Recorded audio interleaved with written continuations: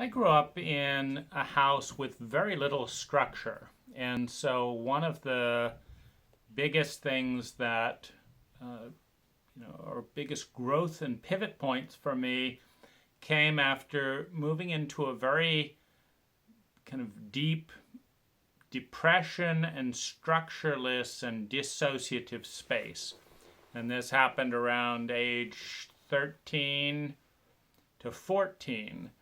And when I was 14, I talked with an older woman who was kind of a remedial help person at the Vancouver Waldorf School, Kyle Morton. And she suggested I speak with an anthroposophical doctor, the anthroposophy being the spiritual science as advocated by Rudolf Steiner. And that doctor suggested that I form a routine.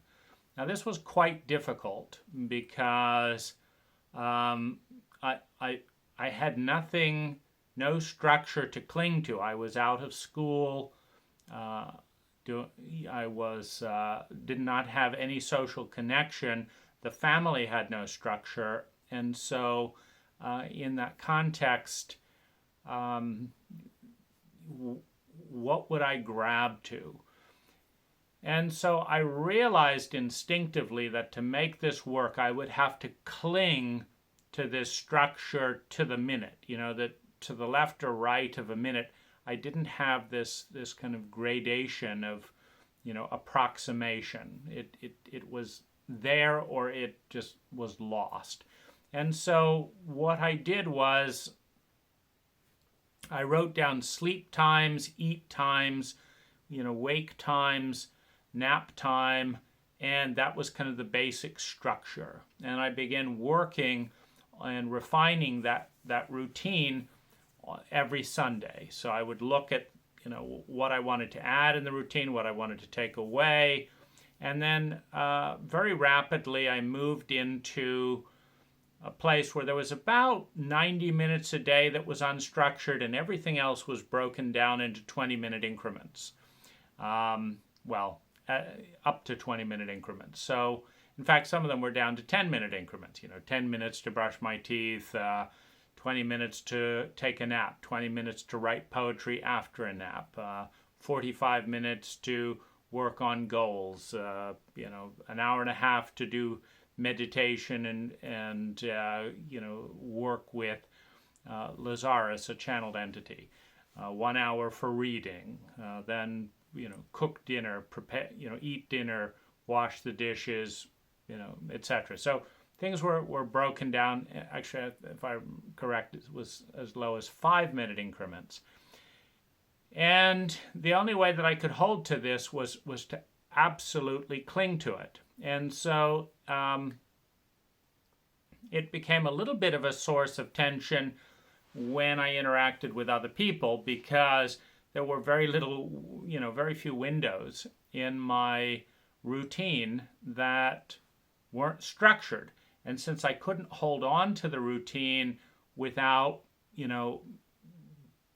very clear lines, someone might say, well, do you want to do this or that, etc. And I'd say, well, can you do it between 11 and 11:45 a.m.?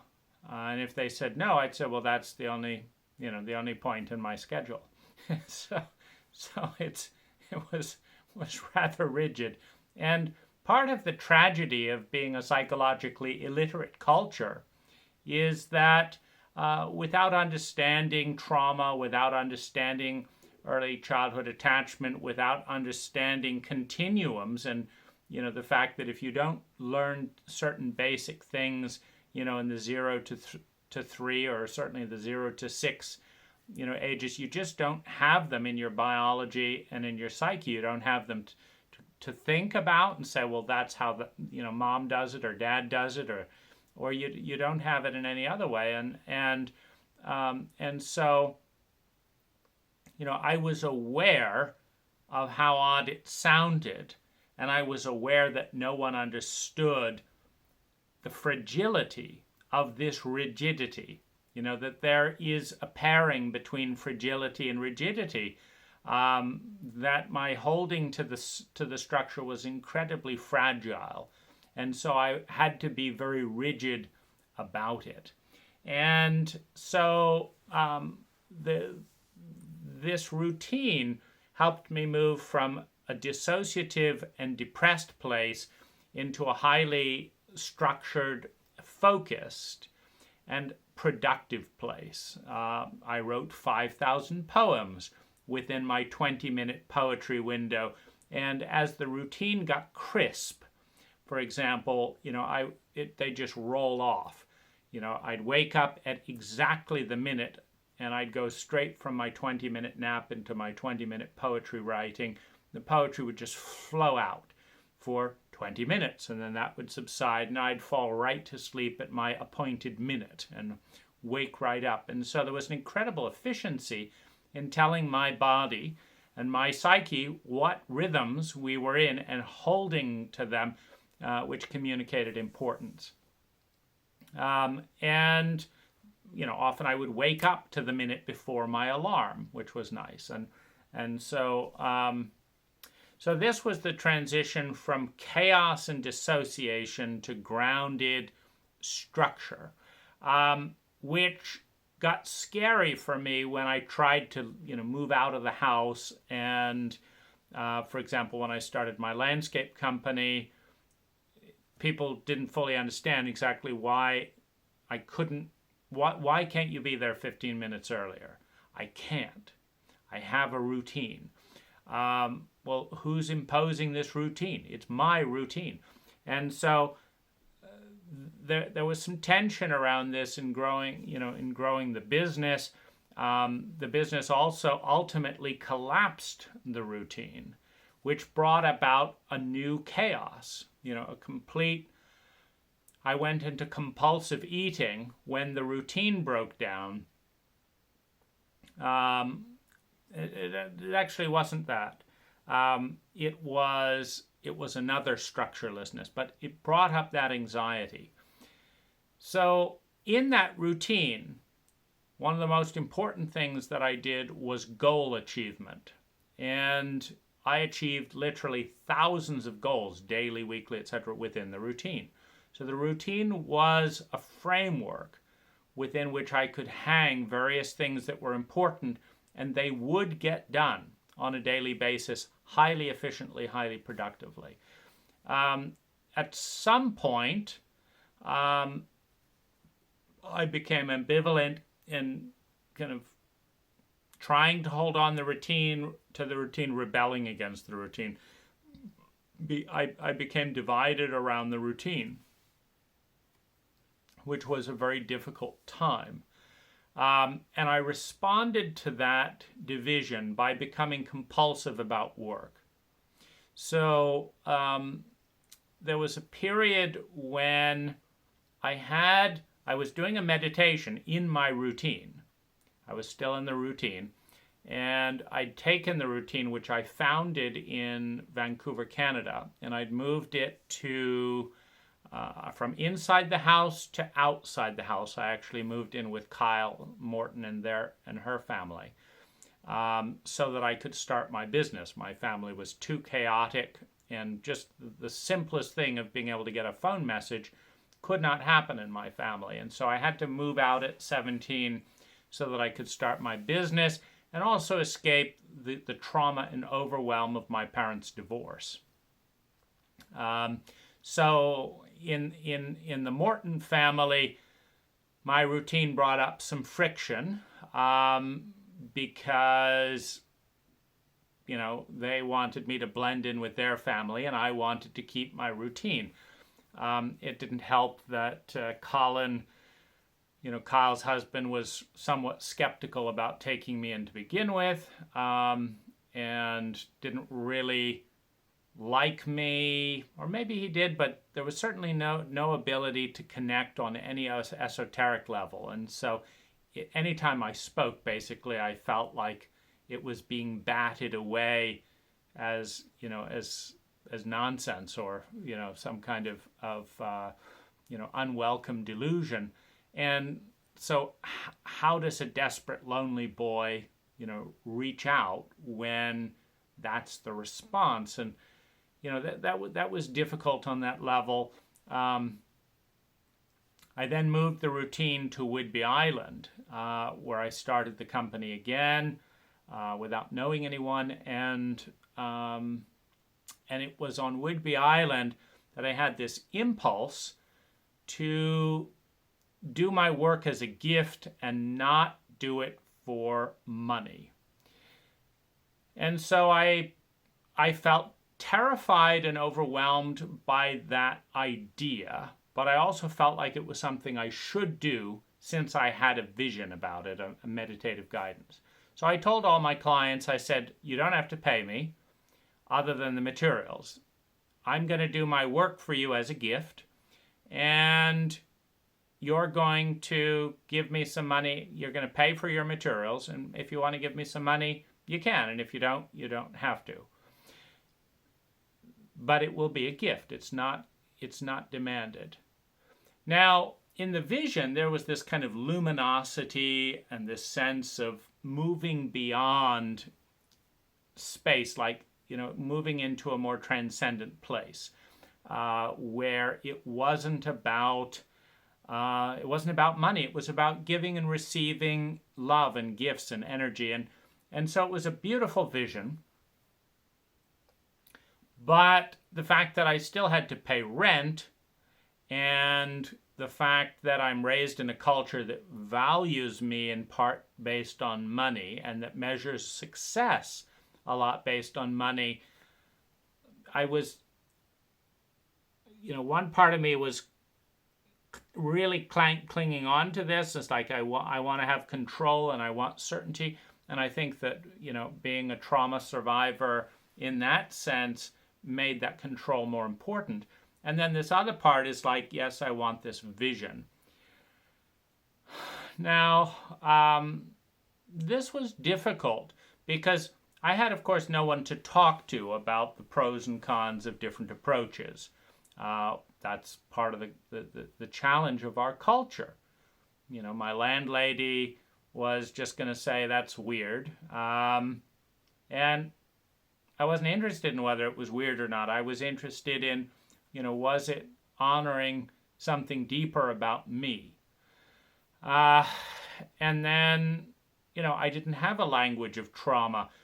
So much of the shadow parts of my family and culture were not fully conscious. So the clinging and addictive, compulsive parts that, weren't ready to give up certainty and control after so much chaos and panic and terror in childhood, didn't have a place to turn to because there was no one on the outside.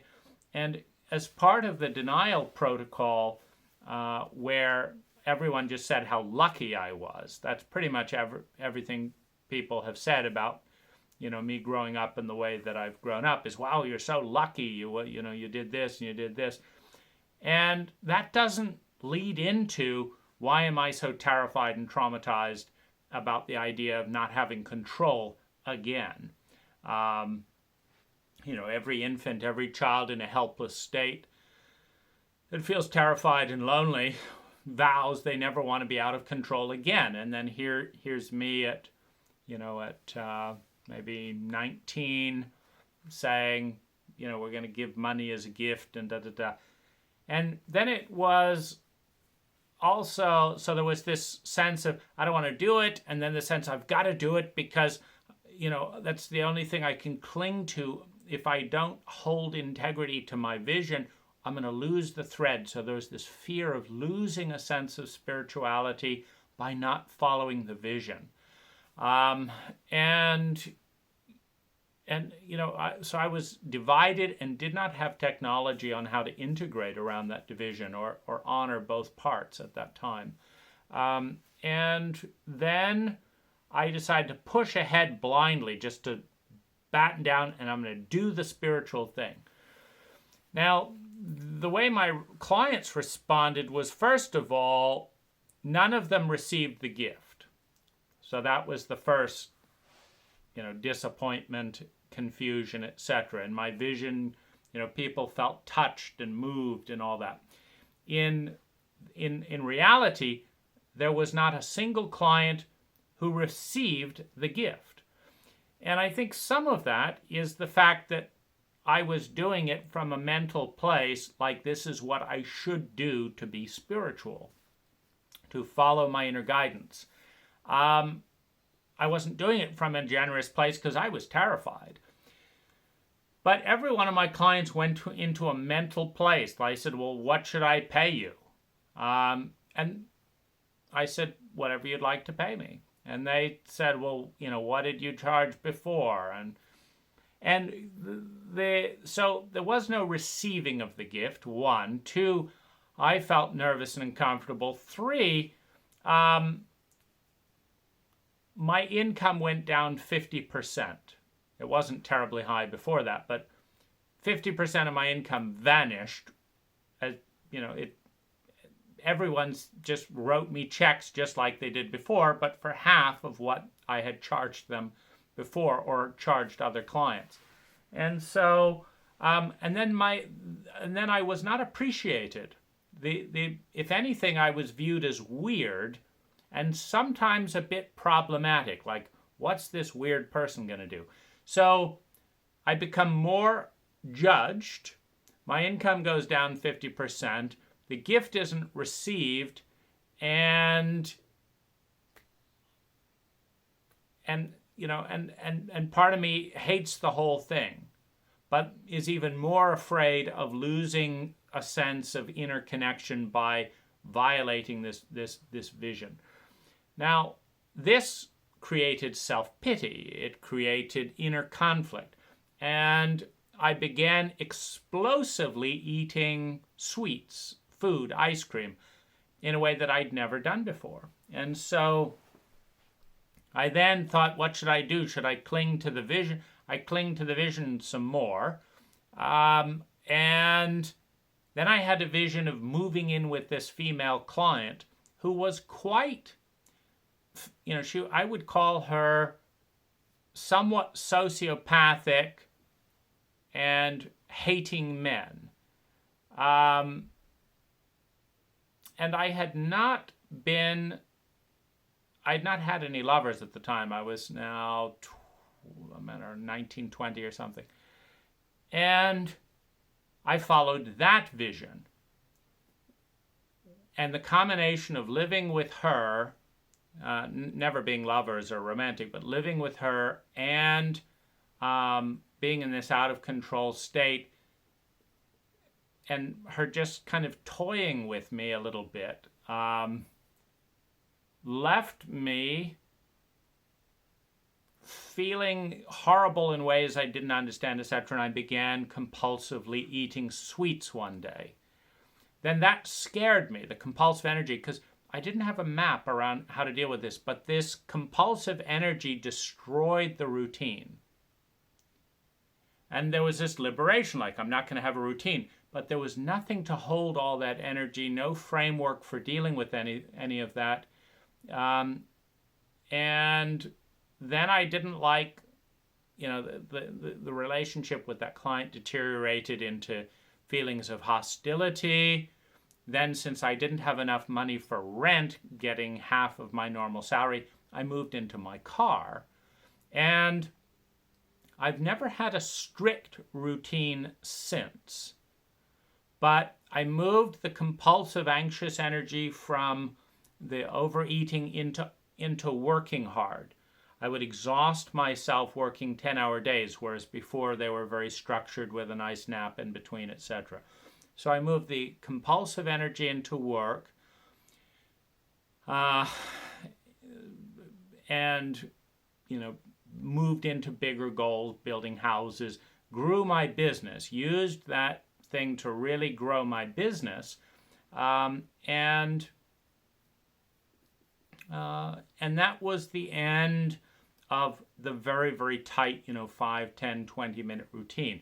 So there's a migration from no structure and being dissociative to very structured and high productivity, but being somewhat afraid of letting go of the structure, to then compulsively bursting out of the structure at the same time I started compulsively overeating, then switching the compulsivity towards work, working relatively structured days, 8, 9, 10-hour days, and then gradually using the discipline of work as the focus to then heal the compulsivity around eating,